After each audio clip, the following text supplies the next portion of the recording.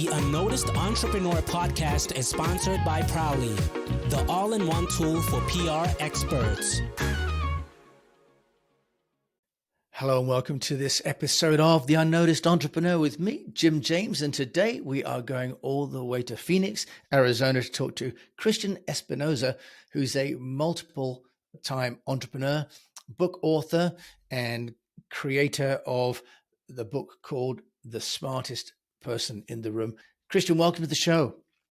Thanks for having me on, Jim. Looking forward to our conversation.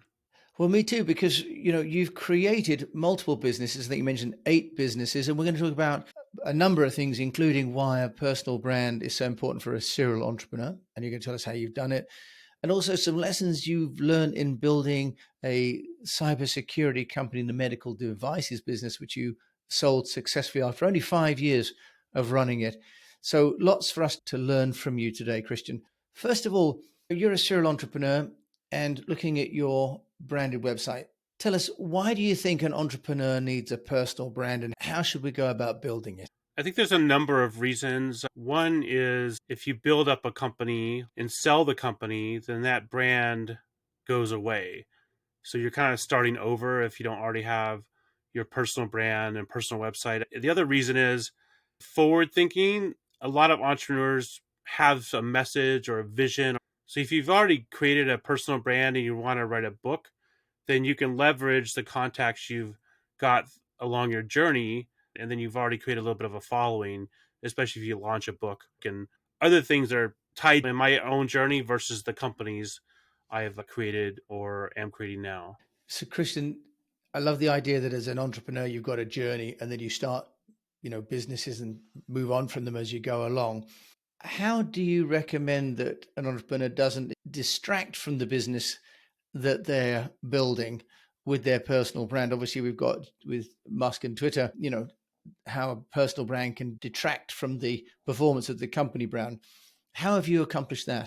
I'm a believer that a business is a reflection of the entrepreneur. So I think if your personal brand is aligned with your business, it shouldn't be a problem. I think sometimes we want to go too personal. I guess it's called a personal brand, but we want to go maybe a little bit too personal or behind the scenes on things, but it's still a professional image you're projecting, not your private Facebook page that you share with your intimate friends. So I think people need to keep that in mind. And then one of the struggles I had is when I sold my business to a publicly traded company, there was a lot of scrutiny on things, and they would scrutinize my personal brand. So I had to stop doing a lot of the personal promotion because they thought it was detracting away from the parent company. So things like that do come up, and it's just a matter of being aware. Are the actions you're taking with your personal brand helping or hurting your businesses? And I thought they're helping the parent company because it helped with marketing and brand exposure, but they had a different opinion. Yeah, and I guess there's a time when people are no longer buying the founder, they're buying the product, right? The company buys your company with all the IP and so on. That's kind of a recognition that you are separate now as a brand between yourself and the products you're selling. Let's just go back to that company you set up. Can you share with us some of the experiences and some of the learnings you've got from building a business as a startup and then exiting from a communications perspective for this show? One of the things I did not do well is when I first started the cybersecurity company, I took pretty much every client. I just thought any revenue is good revenue. So I wanted to be something to everyone, basically. And I realized that I was commoditizing myself, basically. And then people were only going to work with us if we lowered our price to a certain point because we became a commodity. So I took some time to reflect, and I decided to niche our focus down to medical device cybersecurity. It's very specific. There's not a lot of players in that niche. It's more of a blue ocean strategy versus the red ocean strategy I was kind of following before. And once I did that and we dialed in our messaging, we landed a contract with that, and we're able to leverage that experience. And we focused on our website and inbound leads. That really helped us take the next leap in growth because we focused on that one specific industry. Christian, first of all, do tell us the name of the company if you can, for those people that might recognize it, but also can you just give us an example of how the messaging changed when you were going from as you say, red ocean to blue ocean. Can you give us an example? Yeah, the company that I started was called Alpine Security. An example, for instance, we offered penetration testing to everybody, all industries, and that's very broad.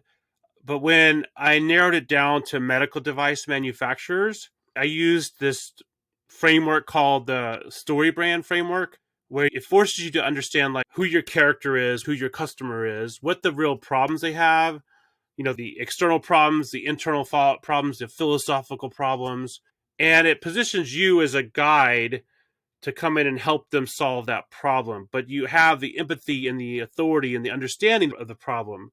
And then you give them a plan and you help transform them to make them successful. But if you walk through that framework, it really forces you to think through what it's like to be in your target audience's head, the specific individual you're going to be dealing with is going to make a decision, and what things that they need to hear from you or for you to deliver to make them comfortable taking that step forward with you. This framework is really used in a lot of movies, such as Star Wars. For instance, my company would be like Yoda, and the client would be like Luke Skywalker. So he has a problem, and we're here to guide him. But Luke is the hero of the story, just like the client is the hero of your story as well, not you. A lot of companies like to brag about how great they are, but this is kind of the opposite approach, trying to make our clients awesome by being that trusted advisor and giving them the plan and the guide. Great. Is it Donald Miller, I think, isn't it, who wrote the book StoryBrand Framework? That's correct. Yeah. This idea of the hero's journey, as you say, people like Park Howell are doing this story of the business is becoming really quite significant. But as you say, you've got to niche down, haven't you, first? Otherwise, your story is so bland. I'm sorry, just like when you said that, I just remember in college, I went to the Air Force Academy in the US. I take all these classes. We always joke around that we're so well rounded, we have no point. It's kind of the same thing in business. You don't want to be that well rounded. That's a great expression. You're so well rounded, you have no point. That's a fantastic way of looking at it.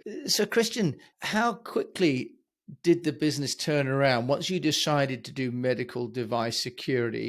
Did that take years to get traction from a messaging point of view to getting inbound?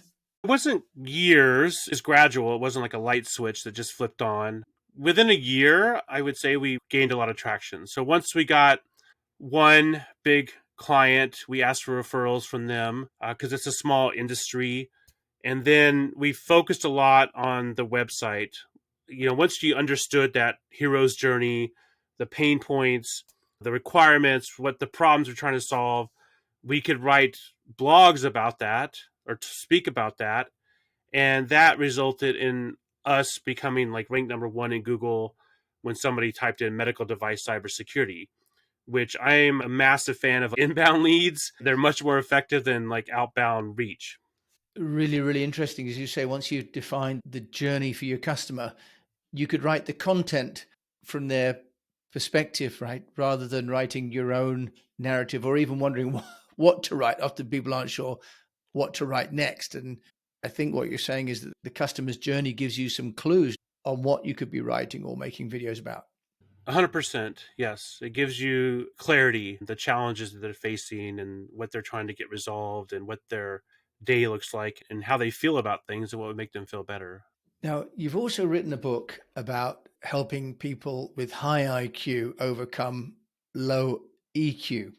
Do you want to just share with us about that? Because B2B tech sales are famously fraught because you have sophisticated products, sophisticated pre-sales consultants and engineers, and clients on the other side who by and large are not at the same level of knowledge, right, about the tech and the implementation. You've written a book, Christian, that kind of helps people in high-tech companies to overcome some of the bottlenecks. Do you want to just share with us about what you experienced and what the book solves? In my cybersecurity company, I hired people based on their technical aptitude. I thought that's pretty much what mattered. And I realized when I zoomed out and kind of reflected on the problems I was having in my organization, problems with clients and problems internally, most of those were not because of a lack of technical aptitude. They were because of a lack of people skills. And in my industry and other high tech industries, we've sort of like accepted that if you're super smart with technology, it's okay that you're not smart or good with people at all. And that creates a lot of problems. So in Alpine Security, I worked to solve that by implementing weekly training. I had people come in and talk about communication, how to have crucial conversations, emotional intelligence, neurolinguistic programming, a lot of different tactics and techniques that we went over to solve that problem in my company. Because we had clients that we would get as a one-time project, but they wouldn't sign on for an annual contract. I think because they were happy, like technically with what we delivered, but they weren't like wowed by our experience with them. So once I got all this stuff implemented in the company, my team was better at communicating with clients. And a lot of our clients became annual clients instead of like individual projects because they enjoyed working with us more. That is fascinating. Also, quite sophisticated understanding then of the bottleneck in the business. From a practical point of view, you talk about NLP and so on. Structurally, what do you do from knowledge management perspective? Because training takes place, but behaviors and having content shared. Christian, can you help us how you made that, if you like, part of the organizational culture rather than just sort of a one-off training?